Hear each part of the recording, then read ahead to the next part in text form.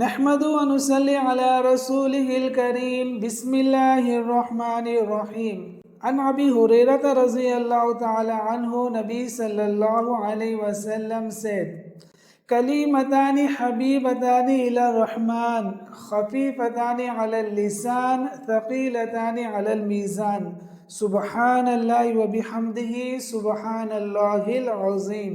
Translation.